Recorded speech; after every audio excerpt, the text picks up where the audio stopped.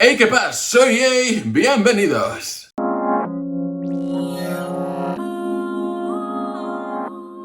Muy buenas a todos, chicos, chicas, bienvenidos a un nuevo vídeo. Y es que antes de nada, antes de ponernos en faena, tengo que, por supuesto, agradecer a toda la gente que apoya el canal día sí y día también, a toda esa gente que también me sigue en Instagram. No puedo anunciar nada cara al futuro, pero se vienen posibles cambios o revoluciones en lo que es Jay's Opinion como tal. Pero bueno, me adelanto para deciros que muchas gracias. He estado subiendo recientemente por aquí algún que otro short, algún que otro reels. Parece que os ha ido gustando bastante. Así que nada, seguid apoyándoles, dadle like y vamos al lío. Ahora sí que sí, vamos a comentar la película Mad Max de 1979. Y es que sí, equipo, nos toca hablar de Mad Max. Bueno, por si hay alguien que ha estado viviendo en un búnker en los últimos 40 años, Mad Max es una saga de películas posapocalípticas que, bueno, con el paso de los tiempos se fueron haciendo más y más y más famosas. Pero bueno, ya comentaremos al final, o cara al final de este vídeo,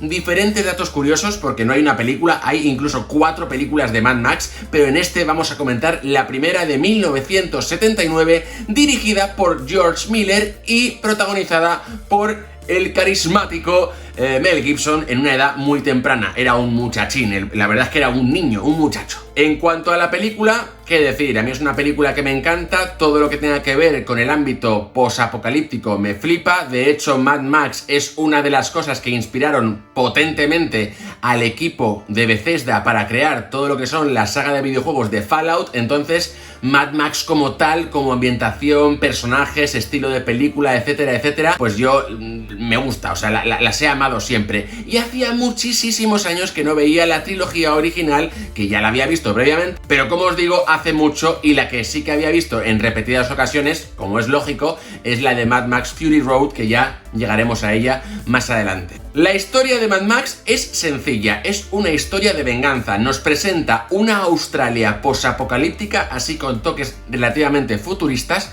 hasta donde podían llegar respecto al presupuesto que tenían para realizarla. Y básicamente nuestro personaje Max es un policía, un miembro de la policía australiana, que básicamente está todo el día lidiando con saqueadores, ladrones, asesinos y demás, que van recorriendo sus carreteras solitarias en búsqueda de siguientes víctimas. Lo que es el orden de la película y la construcción del argumento es sencillo. Nos presentan la película con una persecución a un villano que está liando la parda, que está provocando el caos por las calles, y vemos cómo este grupo de policías intentan darle caza. La verdad es que son bastante paquetes hasta que aparece nuestro prota Max para ir tras él y efectivamente hacer que este tenga un accidente de locos y que termine muriendo. Hasta ahí todo bien. Resulta que este tío era miembro de una banda, de motoristas extraños, súper chungos, con una estética así como steampunk, cuero, roto, pelo largo, dientes, barba, un piercing, cabeza rapada, o sea, todo muy extraño. Y claro, estos quieren cobrarse venganza respecto a la policía que han hecho que su compañero muera, básicamente. Dentro de todo este embolado de voy, te pego, te detengo, te quiero matar, para arriba, para abajo, Max y su compañero Ganso finalmente terminarán deteniendo a un par de estos muchachos de esta banda motorista extraña. Y bueno, ¿qué decir? Pues lo que hemos dicho, entre pitos burocráticos y no sé qué, terminarán saliendo. El tema es que hay una rivalidad muy tocha entre esta banda de motoristas y la policía como tal, y Ganso, el compañero de Max, se convierte en el objetivo de la venganza respecto a lo que ocurrió con el motorista al principio de la película, y termina, ojo spoiler, es una película del 79, quien no la haya visto, haber estudiado, termina siendo, bueno, no asesinado, porque en la película como tal no se ve que muera, pero sí que es quemado vivo, y entonces está en cuidados intensivos y bueno, que tiene un pie en la tumba, vamos, que pide tierra después del ataque de estos muchachos hacia su persona. Y entonces en ese momento ya Max se pone muy tenso, pero a la vez como que no le da buen rollo el asunto este, entonces decide alejarse de la ciudad y de toda esta vaina de la policía, el enfrentamiento, la venganza, todo lo que puede ocurrir ahí, madre mía. Se va con su mujer y con su hijo recién nacido a una casita de campo ahí, in the middle of nowhere, y bueno, por cosillas del guión, la banda termina encontrándoles. Estoy haciendo todo esto muy a lo resumen, pero básicamente El tema es que finalmente la banda, persiguiendo a Max, pues bueno, la lía parda en el sentido de que termina acabando con la vida tanto de su mujer como de su hijo. Y ahí es donde nacerá oficialmente Mad Max, porque ahí Max ya no tiene nada que perder, no tiene familia, no tiene amigos, no tiene trabajo, se convierte en un viajero ambulante de este universo posapocalíptico en busca de venganza. Su principal objetivo es matar a todos los cabrones de la banda esta de moteros que han acabado con su familia y que básicamente también han acabado casi con su compañero del alma. Y ya está, obviamente no voy a contaros cada una de las muertes para arriba y para abajo, pero ahí nacerá un personaje icónico que será Mad Max, y ya daremos paso a lo que sería la segunda, tercera y cuarta película, que hablaremos en otro momento. Como película, ya os digo, es sencilla, con un presupuesto bajo, pero para mí brutal, con una ambientación muy extraña, porque debido a eso, precisamente, debido a esa falta de presupuesto, este mundo futurista posapocalíptico no nos lo presentan con máquinas, con robots y demás, lo presentan más bien como una especie de yermo, ¿no? Un páramo con carreteras y de vez en cuando algún que otro loco en moto, en coche y demás liando la parda. Entonces, quieras o no, se hace más familiar a la vida cotidiana porque no ves un mundo fantasioso, ves un mundo desolado. Y entonces, no sé, a mí me genera una cierta amargura, intriga, me genera algo extraño en la ambientación de la película de Mad Max que me hace temerla más que si viese a un mundo, eso, pues con androides, todo lleno de polvo. No sé, me hace como unirme más un poco al estilo de vida que podían tener esos personajes en ese mundo y me hace adentrarme más y tener más miedo en situaciones de tensión no muy locas, como por ejemplo, bueno, pues que te persigan en un bosque o ver a un grupo de moteros a lo lejos en la carretera acercarse a ti, que te provoquen un accidente. No sé, es un tipo de amargura y miedo diferente al que puede generarte otro tipo de decoración, ambientación o incluso producción de la película. A mí, sinceramente, en ese aspecto es lo que más me gusta y, joder, la verdad es que Mel Gibson, para ser un personaje muy jovencito, uno de sus primeros papeles y probablemente el que lo petó más, para mí lo hace bastante bien y con sus expresiones faciales podemos ver verdaderamente un poco esa transición de una vida relativamente estable a la auténtica locura. Y es que ahora que os he comentado la película y un poco por dónde va la vaina, vamos a comentar diferentes aspectos bastante curiosos de la película como tal. Para empezar, George Miller es un antiguo médico, o sea, el tío no es ni siquiera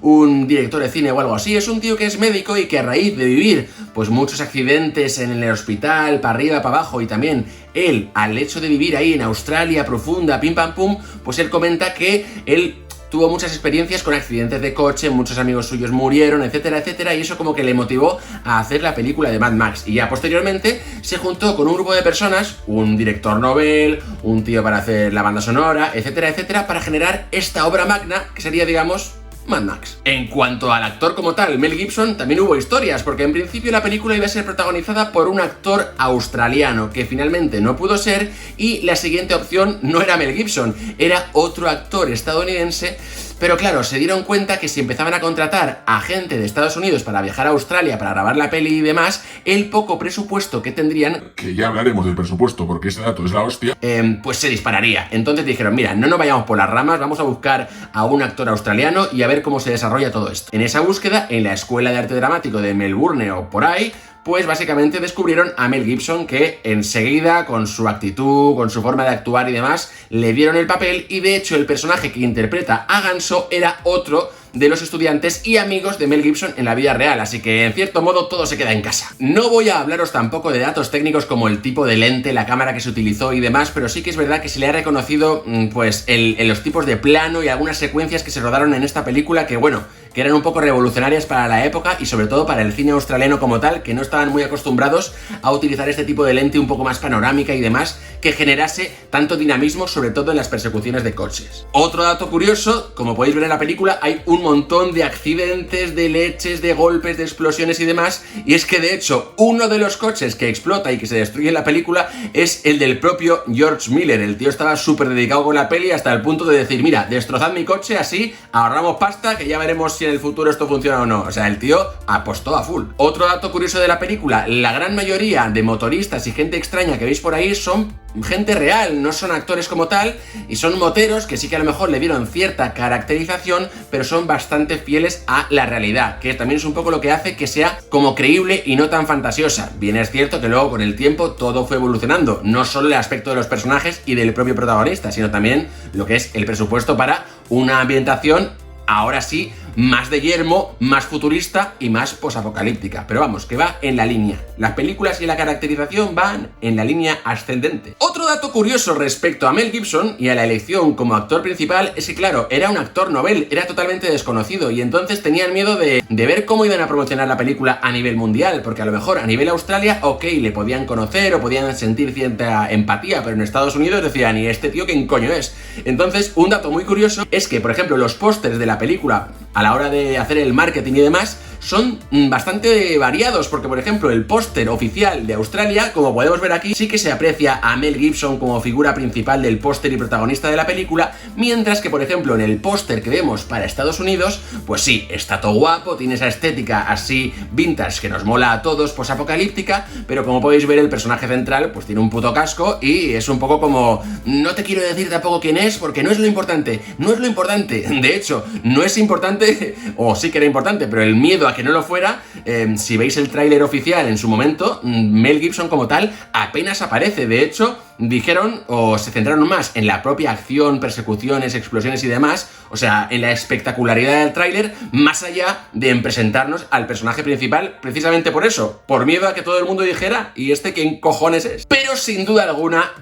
ya os he contado cosas bastante interesantes de la película como tal, dejando también de lado el hecho de que estuvo muchísimos años prohibida en diferentes países como Nueva Zelanda o Suecia, si no voy equivocado. De hecho, en Suecia no se liberó la película como tal hasta 2003 o 2005, una fumada simplemente por el hecho en la que Ganso se le prende en fuego, o sea, ni siquiera es una imagen tampoco muy visual, al final es un accidente y un coche que se prende fuego y una especie de plano en la que se puede como intuir que hay alguien dentro del coche, pero ya os digo, podéis verlo por internet o donde queráis, no es ni mucho menos ofensivo, ni te va a generar malestar ni nada, pero bueno, a la gente le dio mal rollo y ya os digo, cancelada, prohibida, desde el 79 hasta el 2000 y pico, o sea, se nos va la puta olla, pero bueno, ese no era el dato increíble, es que me van llegando datos que he ido investigando estos días y bueno, voy a dejar el bueno para el final, que es ahora, vais a flipar. Y es que el dato que más me ha volado la cabeza es que la película tuvo un presupuesto de $350.000, que a lo mejor ahora sí, a bote pronto, sí que parece pasta, pero para una película de nivel internacional no tiene mucho caché. De hecho, la propia edición y postproducción de la película se realizó en un apartamento de Melbourne de un colega del George Miller así a lo random, o sea que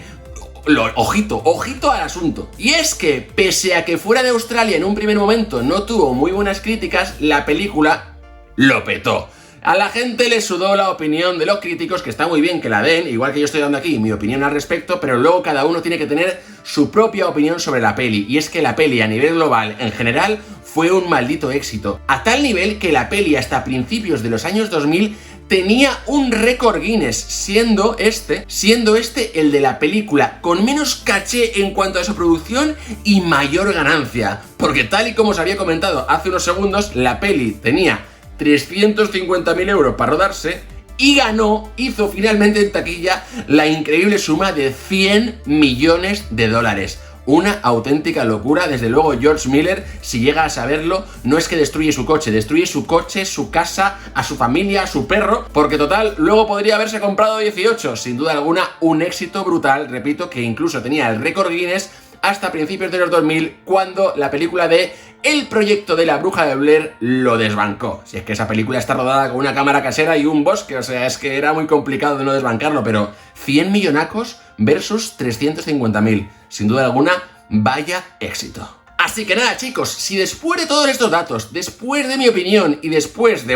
básicamente no conocer Mad Max, aún no te has tirado ahí para verla y para esperar a ver la segunda película y la tercera y la cuarta, sinceramente, no sé a qué esperas. Así que nada, chicos, ahora que ya sabéis lo que pienso sobre Mad Max de 1979, y tú, concretamente tú, ¿qué opinas? Hay un pequeño dato que yo quería añadir así in the background, like a bonus, en la que lamentablemente uno de los extras de la película falleció rodando la peli. Esto es un chivatazo que me dijo Juan Droid Factory, le mando de aquí un abrazo. Y bueno, ya que la peli ya está disponible en todo el mundo, imagino que a YouTube no le explotará la cabeza si pongo la escena como tal. Pero bueno, os voy a poner la escena y a ver si adivináis cuál de estos extras a día de hoy ya no anda por aquí. Menuda locura.